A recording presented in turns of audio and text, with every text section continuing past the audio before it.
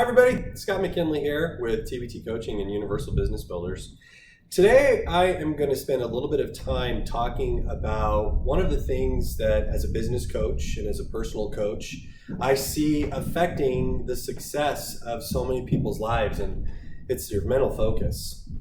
We'd like to spend a little bit of time today talking about paradigms and how those paradigms that we've picked up somewhere along the way in our journey are actually sabotaging us and keeping us from attaining that level of success that so many of us are seeking. We're going to talk about what you can do personally to shift from that energy of being stuck in that kind of to me, I'm a victim mentality when it comes to certain aspects of your life, and start attracting things that you really want to see happen. That shift, when it takes place, it's a beautiful thing. I've experienced it personally myself, just that higher level of consciousness, that awareness that we actually do have a lot of control over the things that are taking place in our business. We're going to spend some time focusing on how we can do this in our practice, and I'm going to introduce you to 3 really simple steps that are going to facilitate that shift taking place and teach you how to make that happen right now. So you can start attracting the people in the form of your clients, the circumstances in the form of the success of your business, and the energy around your business that you originally intended to have when you went out and started this business on your own in the first place. So what I'd like to do is I'd like to tell you a little bit about a paradigm that I saw happening in one of the clients that I worked with, that once we were able to address the paradigm, we were able to see that shift take place. So about 2 years ago, I started working with a very successful CPA firm. And this was a firm that was doing very well, $1 million practice. But one of the partners said, I'd like to see my other partner getting out and doing some of the marketing and being a little bit responsible for some of more of the success that we can be having in our business. So I was engaged to come in and start offering some marketing coaching and some business coaching with this other partner. His name was Russ. Russ and I spent several months working together. I would give him assignments. He would go out. He would complete some of the assignments some of the time. And there was always reasons why they weren't completed in its entirety.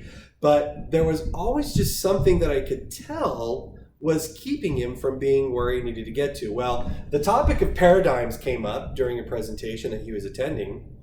And we identified that paradigms, they're actually a Greek word. They're meant to show side by side. Scientifically, it's used as a model or a theory. More modernly, it's a perception, it's an assumption, or it's a frame of reference. And it's usually the source of the attitudes and the behaviors that we have. And they create the lens through which we're seeing the world. And the thing about paradigms is that we're not born with paradigms.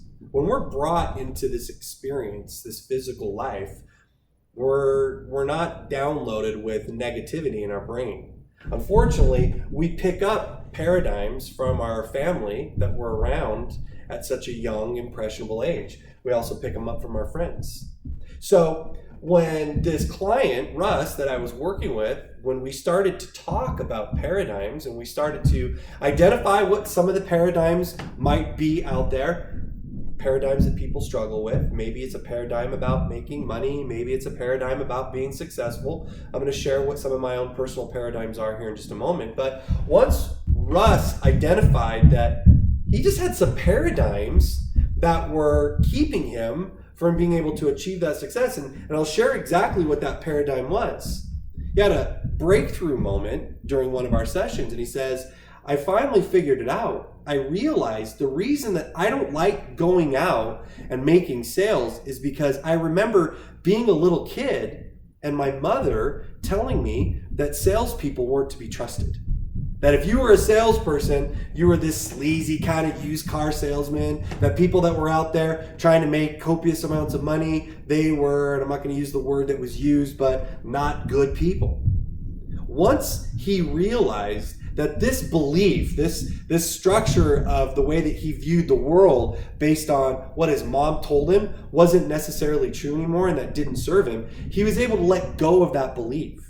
He was able to then go out and start marketing with a different focus and with a different energy. Now, just recently, we've had some communication and we found that this CPA firm that we started working with 2 years ago is now doing 3 times what they were doing in billings. Coincidence? Absolutely not. What happened was a mental shift took place in Russ. He no longer was sabotaging success based on something his mother had told him decades ago.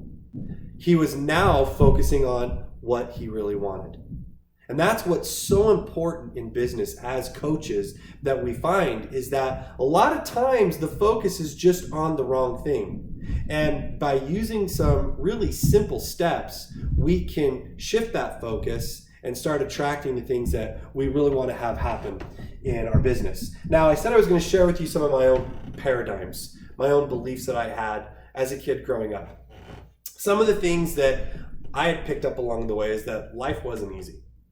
You know, that saying, life's a bee and then you die. I remember seeing that on t-shirts at the flea market as a little kid. Life's a beach and then you die, but we're substituting that word there. That kind of started off that belief that life is a struggle at 12 years old. I watched my parents and I listened to them tell their story of struggle in their life when it came to finances and just not having good luck. And I started to adopt the belief that good things don't happen to me. Negative things happen to me. That victim mentality almost.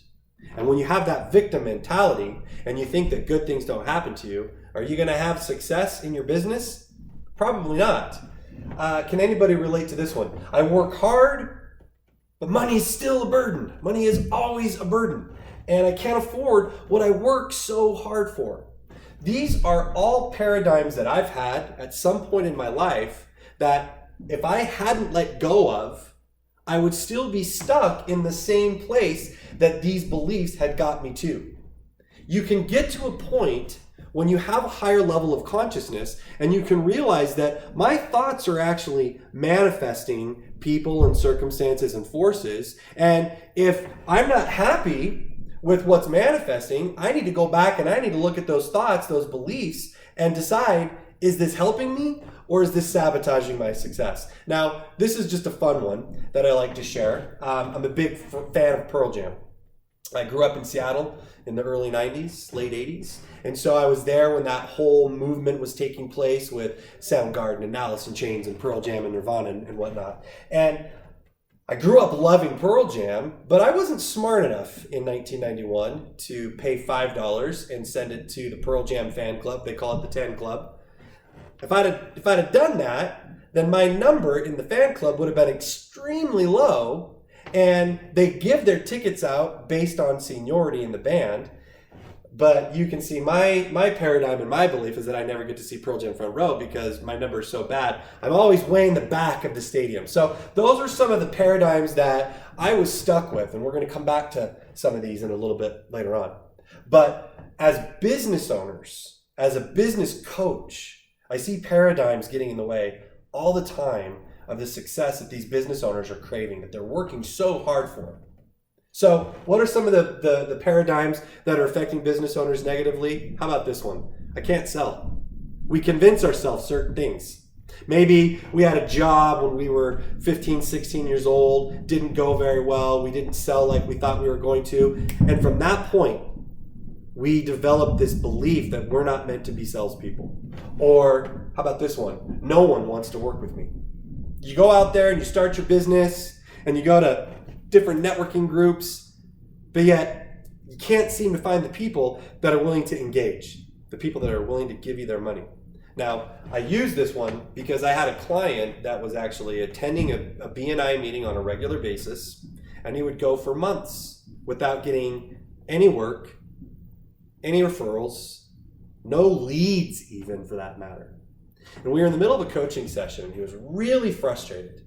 And I had this aha moment. And this was early on into me getting into this whole thoughts become thing concept as a business coach. And I asked him, I said, Tony, let me ask you a question. When you're at that B&I meeting, tell me what your thoughts are. What are you thinking about? And he was very, very quick to answer. He said, I'm thinking this is awful.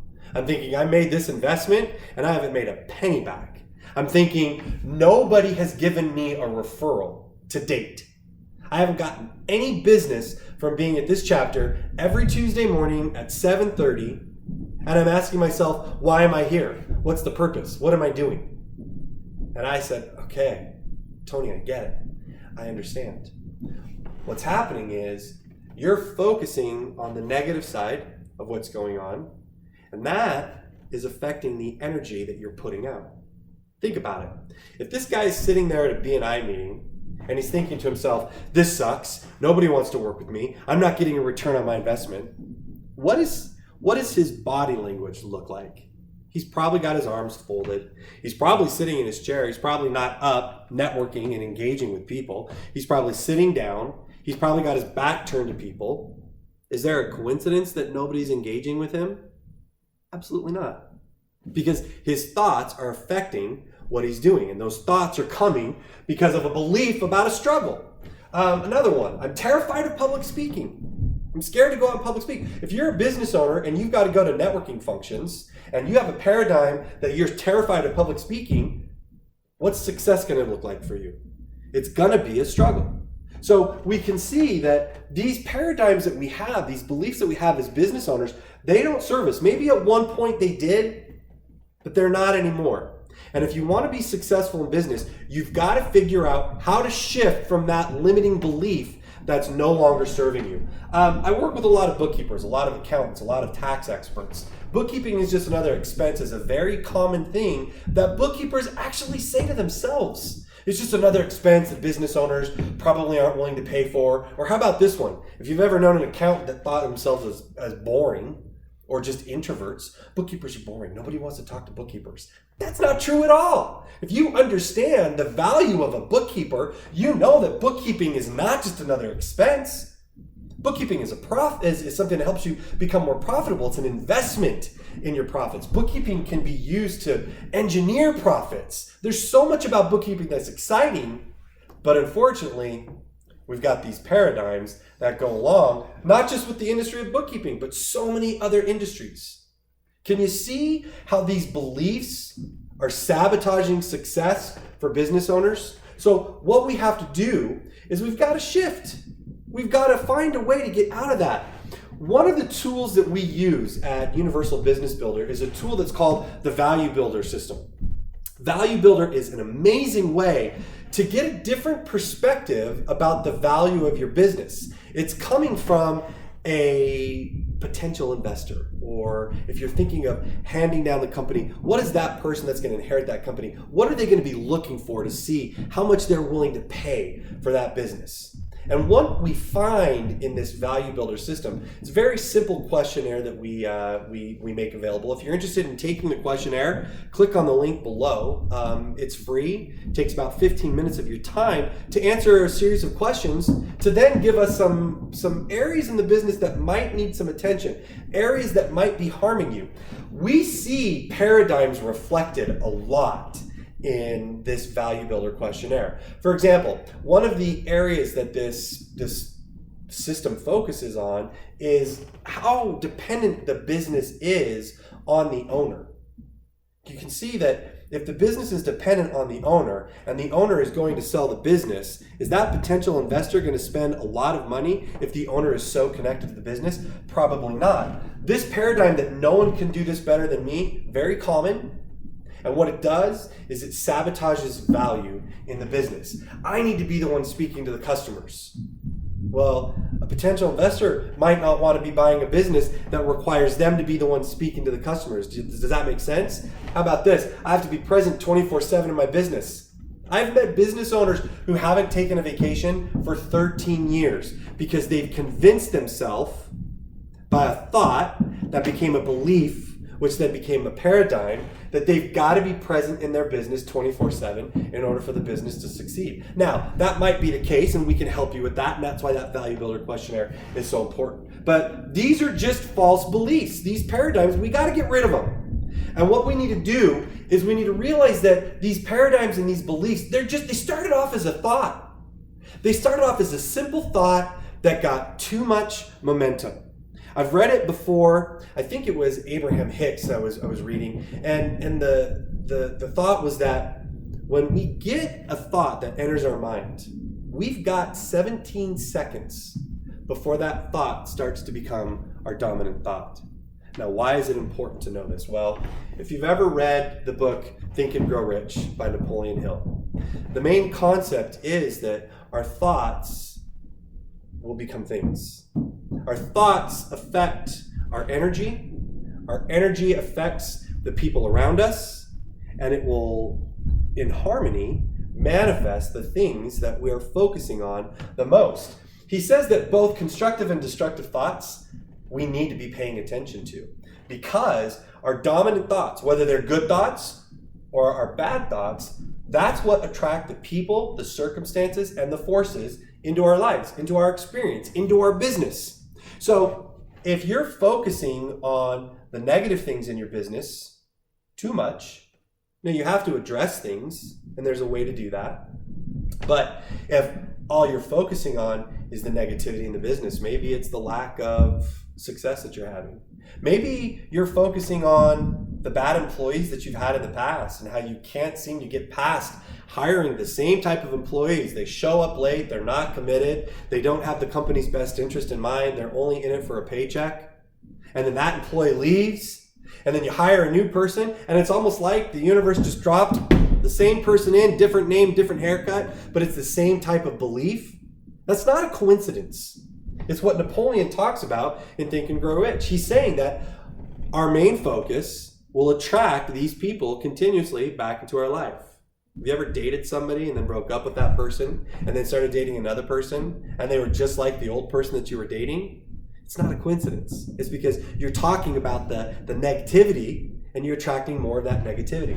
So it's important to know that we're the ones that are doing it, but it's great to know that we can control our thoughts. So if we can control our thoughts, then that means that we can control the people and the circumstances that we're bringing into our business. So how do we do it? How do we shift? Well, there's a lot of books that have been written about using the power of our mind. Napoleon started writing about it in 1920 when he wrote Think and Grow Rich. It was published in 1930. I can't tell you how many times that book has been sold, how many people have used that book for success. Psycho-Cybernetics was written by Maxwell Maltz, and that was a psychologist's perspective on the power of our mind. This reads a lot more like stereo instructions. So this one's a little bit more complicated to read. It's a great book, and I've read it and I enjoyed it. Rhonda Byrne came out with The Secret in the mid-2000s.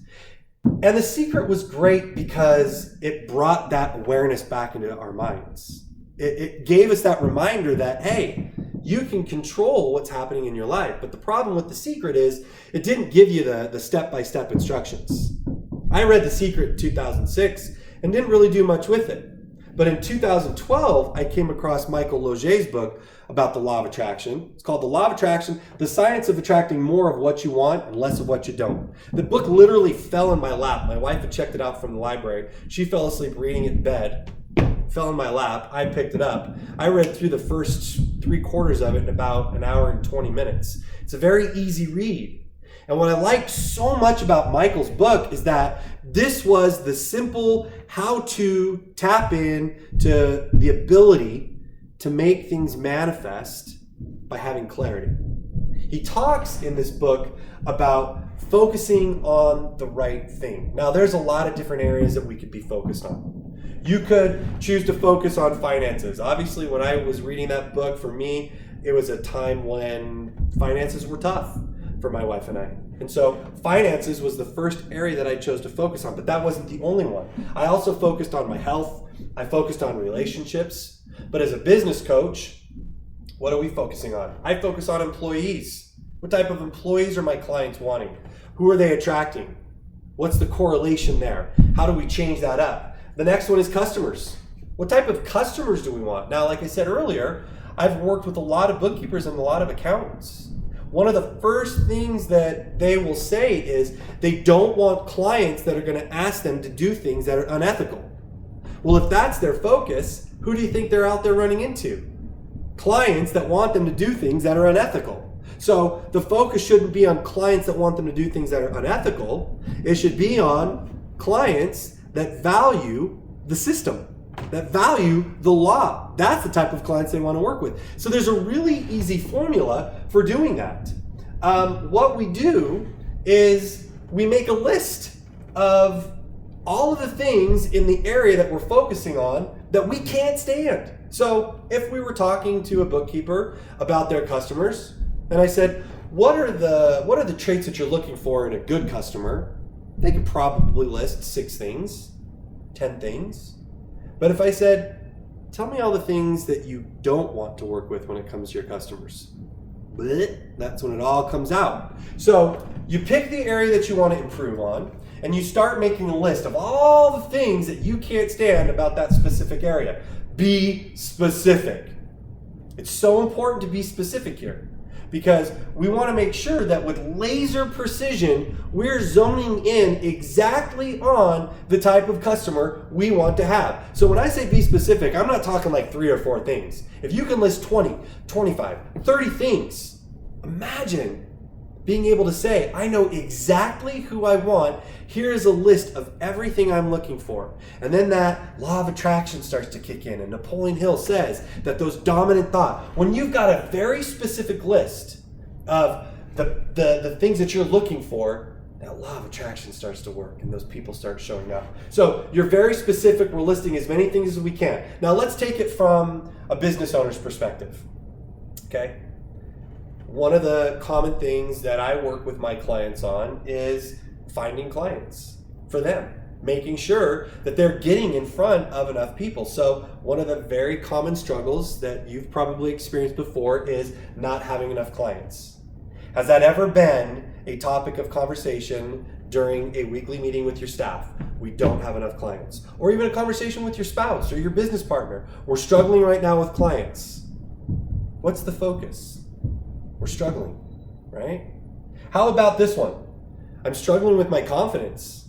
I don't have the confidence to go out and make sales. I don't have the confidence to sit down and give presentations, or when I'm asked to stand up at BNI and give my weekly presentation, I struggle with confidence there. What's the focus? Struggling with confidence. How about this one? We just don't have enough money. We're struggling with our cash flow right now. Now, we make the mistake of thinking that by giving these things focus and attention, we're being productive as business owners. But it's not. We're not being productive. It would be better to not be thinking about it at all than to be putting the wrong energy into these things. So we've got to shift it. But this is good stuff. This contrast is actually not a bad thing. It's actually something that we can use to flip it and turn it into what we must have. Now, Michael Lozier talks about clarity through contrast in the book, The Law of Attraction. Jack Canfield says, want, don't want. So many coaches have used this exercise and this tool, and this is something that we do with our clients. What we do after we've gone through and listed all the things that we can't stand, next to each one of those contrasting things that we can't stand, we're going to turn that into what you must have. So, for example, I can't stand the fact that we're not finding clients. Well, that's not what we want. What we want is, I want to be able to find clients seamlessly. I want to be able to meet the people that are ready to engage in my services. That needs to have the focus. And what you might find at this point is that by going, okay, I shouldn't be focusing on not having enough clients. I want to be focused on finding the right clients. And so you do a can't stand, must have on the type of clients. And so we're starting to get that right direction. We're starting to see this is what needs our attention, not the complaints about the struggle. We need to be focused on what we must have. When it comes to not having confidence, that shouldn't be what our focus should be. Our focus needs to be on having that confidence to go out and speak to anybody. And what that might do is then that says, well, I need to do something, take deliberate action, because you're not just going to say, oh, I want to have confidence, and then have confidence. You're going to have to do things.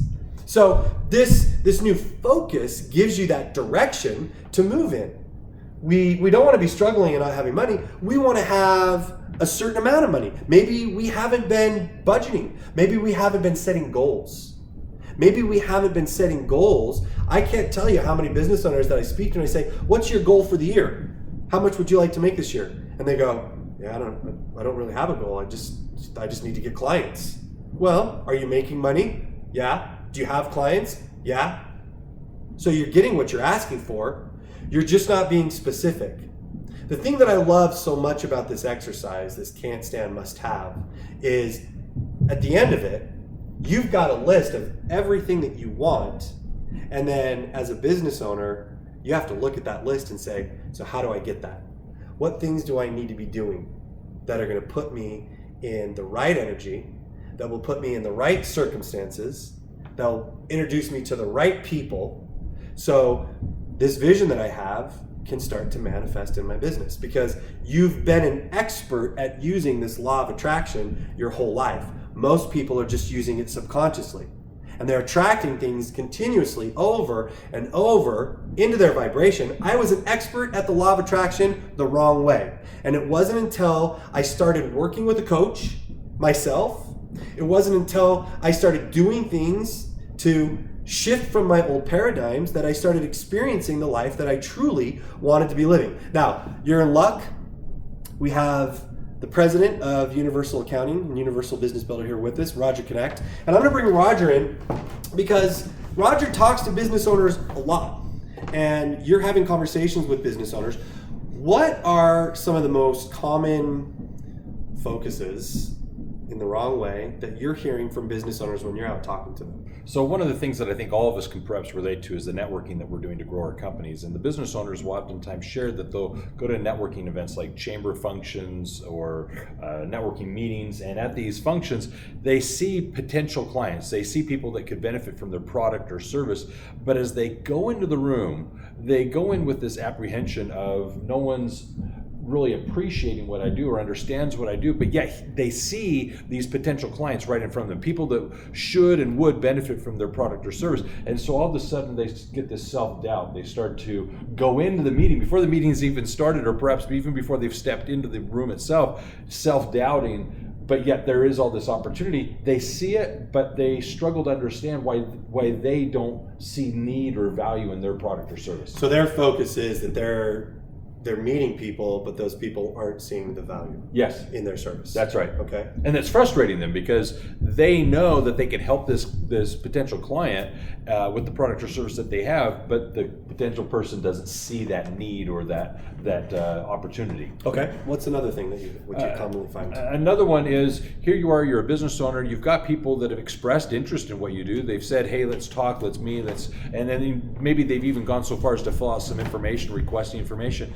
And you try to engage with them, you try to connect, you try to set up a meeting, you try to set up that time where you're going to be able to explain your services, and they just seem to be elusive. I mean, you heard them say they're interested, but it's frustrating for the business owner to have people express interest and then just not move forward at the pace that they're expecting them to move forward. So as a coach, I would ask this question to those people. Do you find people to engage with? Yes. You do. But unfortunately, what gets the focus? The negative.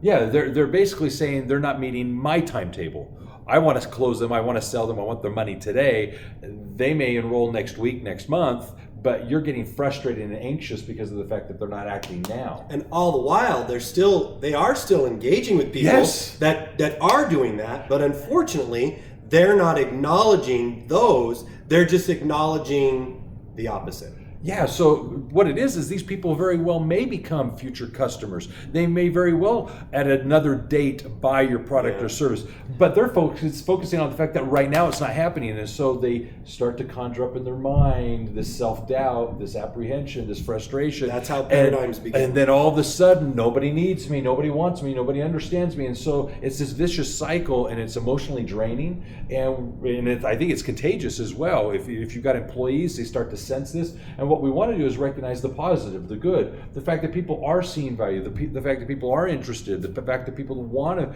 learn more. That's where it's exciting. Right.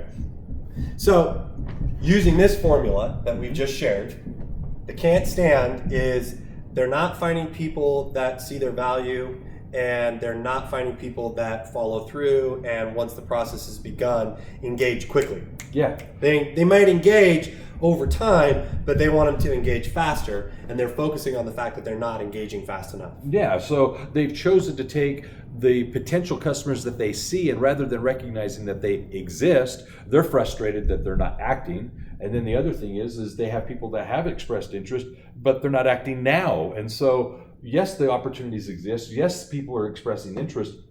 But because it's not in the timeline that we're expecting, we start to create these negative vibes. And in reality, you do have abundance. People do like you. People do have an interest in you. People are expressing interest. They will be doing business with you. It's just, you need to be patient. So using this exercise, what would we turn into the must-have with the first one?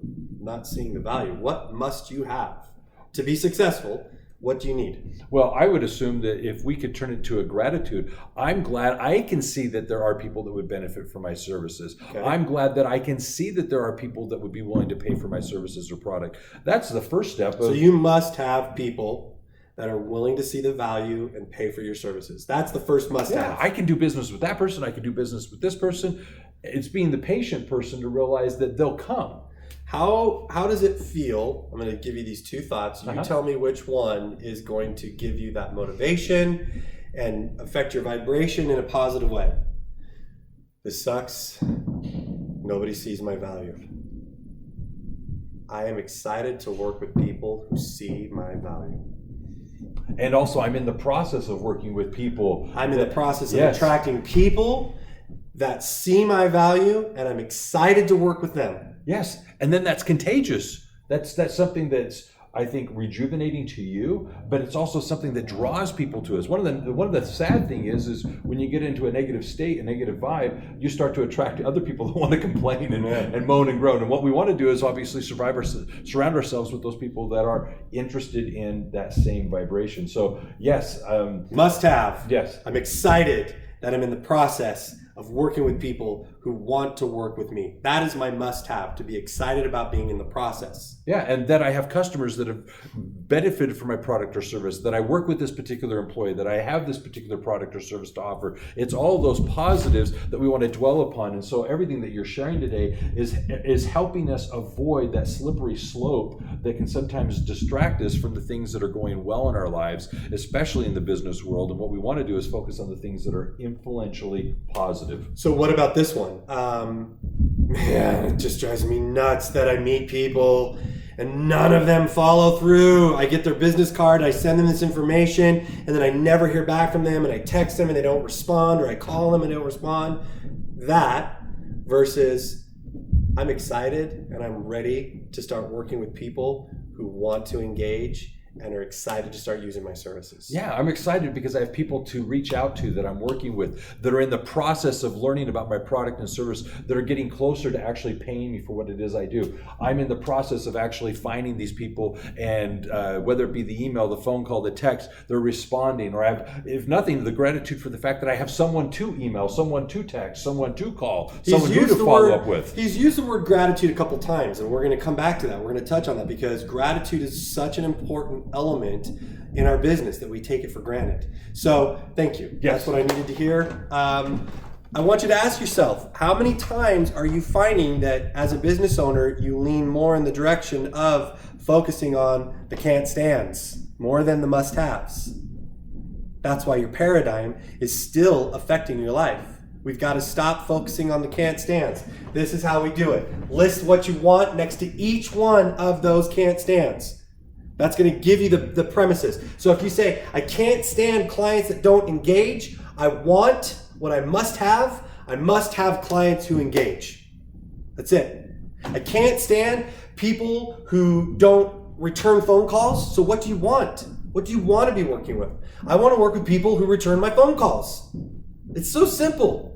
It's such a small little thing that we can do to shift, but yet we're so conditioned to focusing on the BS. on the negativity. And that's sabotaging success. So this tool that so many coaches use is going to be the first step to getting past this place that you're at right now in your business of struggling. The second thing, also coming from Michael Loget's book. I love this book. If you haven't read this book, go buy this book. This author, he just breaks it down so simply. One of the strategies that he teaches is starting to journal and keep track of proof that paradigm isn't true anymore. He says, keep a daily log of all the sources from which you're receiving abundance. This will significantly help you in noticing abundance in your life. Abundance can come in the form of health, relationships, money, you name it. Keeping a daily log shows you concrete evidence that abundance does exist and is already present in your life. Celebrate that. So back in 2012, when I first read this book and decided that I was going to shift, I did this. I went out, I got a journal, and I started writing down things in the aspect of finances, because money was the issue that I was really wanting to shift and to focus on. Money and Pearl Jam, but we'll get to that.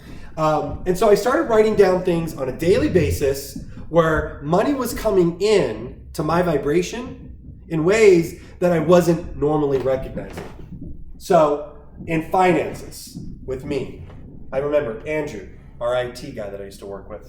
Andrew bought pizza one day on the first day that I started recording Proof of Abundance. Well, was that abundance? Of course it was. Andrew bought pizza. That meant I didn't have to go out and spend $10 on lunch myself. That was abundance. I got to keep that money that I would have spent. So that was abundance for me. Jeff brought me a Baby Ruth one day. It was only $1.49. That was $1.49 that he spent and that I received. That was abundance. But yet, we're so trained not to recognize those little things. We see abundance in the form of a big bonus check or a large sale that we closed. That's abundance.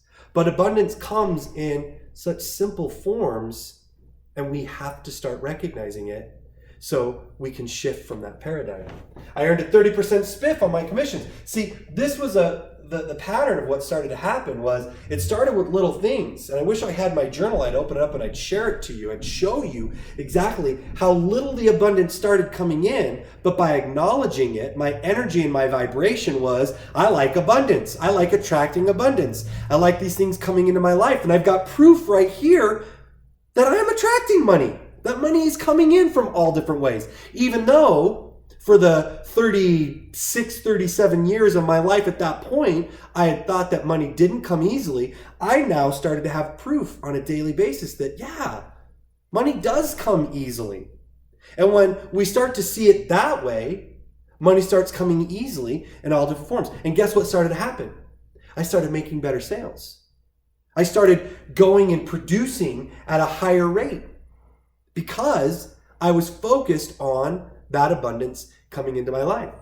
It shifted my energy about it. So keeping track of proof of abundance is a huge way. Now, the third very easy way to shift, Roger was just talking about it a minute ago. It's all about gratitude. Rhonda Byrne, who wrote The Secret, she also did a follow-up called The Magic. This book is entirely about gratitude, learning to focus on the amazing things that are happening in your life in all different aspects of your life.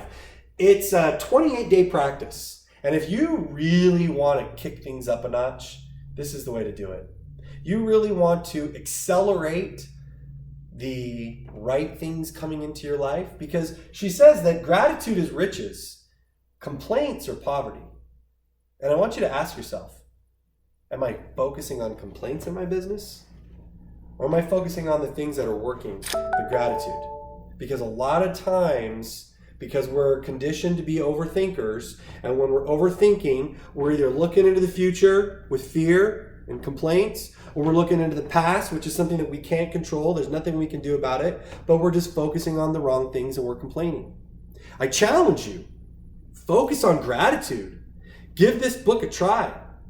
Now, these are great ideas, but maybe you need somebody to engage with you. Maybe you need somebody to hold you accountable. That's what coaches do. That's what we do at Universal Business Builder, is we help people, we give them the tools, and then we hold them accountable to see that they're using those tools correctly.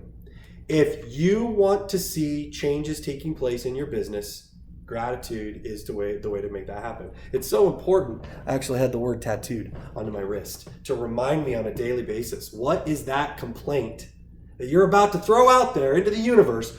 Is it worth what I'm going to attract back? No, it's not.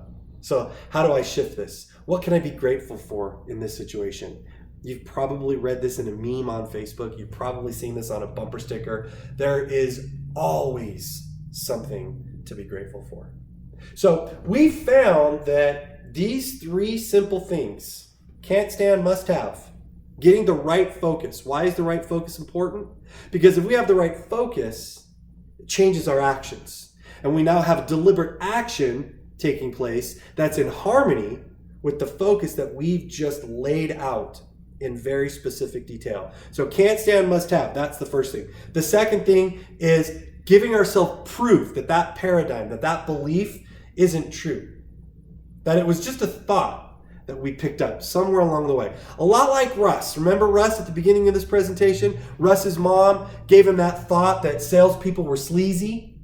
And so all his life, he grew up with that thought that salespeople were bad. And then he found himself in a position where he owned a business and he was required to be a salesperson, and it was blocking him from being successful. Those beliefs, we can change those beliefs by keeping track of proof that that's not true anymore. It accelerates our ability to make those changes start to take place, for that shift to start to happen. And then the big thing to make the shift happen is gratitude. Gratitude is such a beautiful thing, and it needs to be applied in your business, in your personal life, in your finances, in your health. Rhonda Byrne does an amazing job at making that happen. So, ending it up, wrapping things up, going back to my old paradigms and beliefs. And I love sharing this because, to me, this was some of the first real concrete evidence that thoughts become things.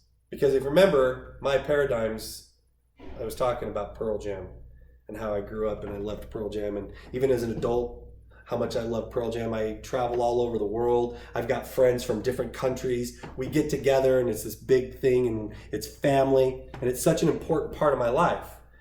But I always wanted it to be even better because I wanted to be front row. I wanted to be in front of Mike McCready. I wanted to drink Eddie Vedder's wine when he handed the bottle of wine out to the crowd and said, take the bottle, drink it down, pass it around. So what I did was I stopped telling the story about my crappy seats that I used to have. These are all pictures that I took at Pearl Jam concerts in the past, where I was all the way in the very back. And what I did was I went out and I found a picture of a Pearl Jam concert, and I drew an arrow exactly where I wanted to be in the show. I wanted to be right in front of the lead guitar player, Mike McCready. So I found these 2 guys and I drew an arrow and I wrote "you" in a big black Sharpie. And I put that on my vision board. And every time I walked by that vision board, I just stood there and I looked at that picture and I thought about how amazing it's going to be when I'm at that Pearl Jam concert front row. I'd seen Pearl Jam probably 7 or 8 times when I had finally decided to do this. And every time I was all the way in the back. So this was in 2013 because I read The Law of Attraction by Michael Lozier in the fall of 2012. And in 2013, I made this vision board. Well, something really cool happened. In 2013, Pearl Jam announced that they were no longer going to be giving seniority tickets in the front section of the concert. They were going to actually create a GA section only for the members of the 10 Club, which I was in. And it didn't matter what your number was, as long as you had a membership in good standing with the 10 Club, you could enter your name into the lottery to be in the GA section for the shows. Well, because I'd been looking at my vision board and I'd been talking about being front row at a Pearl Jam concert, when that happened, I knew what I had to do. I had to put my name in the lottery and say, I want to go to these shows and please pull my name. I'd like to be in the GA section. And guess what? That year, my name got pulled to be in the GA section. Now, didn't mean that I had front row tickets guaranteed because it was general admission. So I knew I had to be there early enough to line up first so I could be at the front of the line. Now, This is a picture that I love to show. This is me, and that's Eddie Vedder, the lead singer of Pearl Jam. This is in Columbia, South Carolina. But this is the picture I want to show you, because this was the first show that I went to that fall tour in Charlottesville, Virginia. And this is myself, and that's my best friend, and that's Mike McCready. And there's nobody in front of us. We are front row. We are on the rail. Because I stopped telling that story of struggle. I stopped telling my story about that paradigm about me having bad tickets to Pearl Jam shows. I said, this is what I want, and I'm willing to put this deliberate action into place, and look what happened as a result. Look what manifested. I mean, actually, I went on to see Pearl Jam, that tour, front row, at 3 shows that I went to. This is my son at his first Pearl Jam show in Spokane. He got an autographed set list from Mike McCready. This is us in Charlotte, North Carolina. That's where we drank Eddie Vedder's wine. And I can't tell you how delicious that sip of wine was as I'm standing there going, my thought became a thing. Not because of magic, but because of focus, because my mindset was clear on what I needed to have happen. I knew what I needed to do to put me in those positions. And now, this is Mexico City. That's 40,000 people there. And this is me with my best friends at the very front of that 40,000 people. That was a scary show, but we were in the front row, right in front of Mike McCready. When I go see Pearl Jam now, I see Pearl Jam in the front row. In fact, this is Mike McCready actually pointing to me and recognizing me and waving to me at a show that I was at up in Seattle. A belief is just a thought. Now, I use the example of Pearl Jam because for me, there was no way around that. I knew my membership number was way too high to ever be in the front row. I knew I wasn't going to pay $1,500, $2,000 for a ticket, but I stopped telling that story of struggle because the story you tell is the life you live. And I want to ask you, what story would you rather be telling?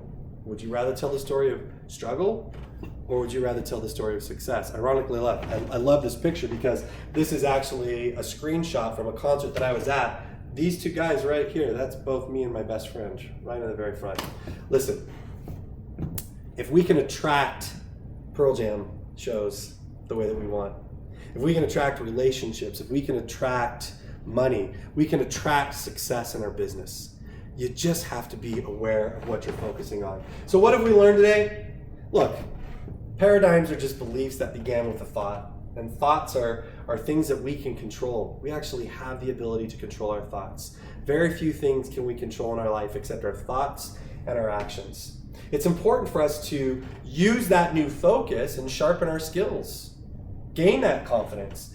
Go to get continuing education, attend conferences, do the things to earn industry designations to get you that confidence that you're looking for. But that comes from the right type of focus. The 3 steps that we teach to help evolve and to help shift from that paradigm: can't stand, must have, abundance journal, and gratitude applied to your business. Now listen, if you struggle at any of these things, this is what we do best. We've got expert coaches who know how to gain clarity and focus for you and your business. More importantly, we as coaches, we're not emotionally connected to the situations that you are in your business. You're the business owner that's dependent on the money coming in so you can put a roof over your children's head and you can give them food. We're not in that situation, which gives us a little bit of leeway to be able to recommend things that you probably never thought of before. So if you're interested, if you would like to learn more about what we do at Universal Business Builders, to see if you could get engaged with us, click on the link below, schedule a time to talk to one of our coaches, and let's see what we can do to stop allowing those paradigms that are no longer serving you, that you picked up so many years ago, stop them from sabotaging the success in your business. Thanks so much. I appreciate your time. Have a great day.